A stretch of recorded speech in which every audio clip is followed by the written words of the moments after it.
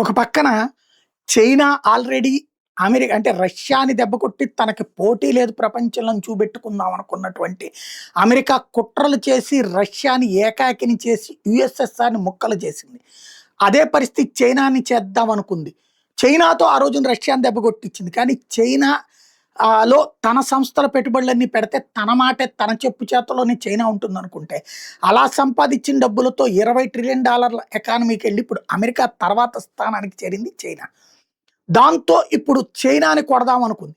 కానీ ఇవాల్టికి ఇవాళ చైనాని కొడితే అందులో ఉన్నటువంటి తమ ఇన్వెస్ట్మెంట్స్ మైనస్ అవుతాయి. అట్లాగే అక్కడున్నటువంటి ఉత్పత్తులు లేకపోతే అమెరికా సంకనాకిపోతుంది. అందుకని ఆగిపోయింది. ఇదే దశలో 4వ స్థానంలో ప్రపంచ ఆర్థిక వ్యవస్థని 3వ స్థానానికి ఎగబాకుతున్నటువంటి భారతదేశం second destiny of American investments అయింది.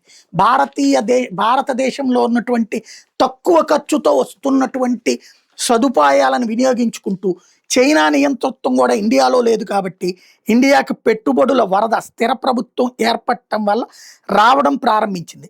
దాంతో కంగారు పడిపోవడం అన్నటువంటిది ఇప్పుడు వీళ్ళ వంతవుతోంది. ట్రంప్ అందుకనే మనల్ని దెబ్బ కొట్టడానికి రకరకాలైనటువంటి ప్రయత్నాలు చేస్తున్నాడు. అందులో భాగంగా జరుగుతున్నటువంటి ప్రయత్నాలే మన దగ్గరికి పారిశ్రామికవేత్తలు పెట్టుబడులు పెట్టద్దంటూ ఎలన్ మాస్క్ లాంటి వాడిని కూడా హెచ్చరికలు చేసిన ఎలన్ మాస్క్ వచ్చి ఇక్కడ తన వ్యాపార కార్యకలాపాల విస్తృతికి సిద్ధపడ్డాడు. ఎక్స్కి సంబంధించిన కార్యక్రమం చేస్తున్నాడు. ఎందుకంటే 145 కోట్ల జనాభా ఉన్న అతిపెద్ద మార్కెట్ వదులుకోవడానికి ఏ సన్నాసి సిద్ధపడ్డాడు. దాంతో అది ఒకటి జరుగుతోంది. రెండవది మైక్రోసాఫ్ట్.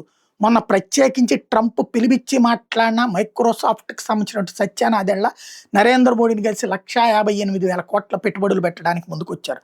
అట్లాగే అమెజాన్ మొదనే వెళ్ళి ట్రంప్ని కలిసి ఆ తర్వాత భారత్లో పెట్టుబడులు పెట్టడానికి 3 లక్షల కోట్ల రూపాయల పెట్టుబడులు పెట్టడానికి ముందుకొచ్చింది.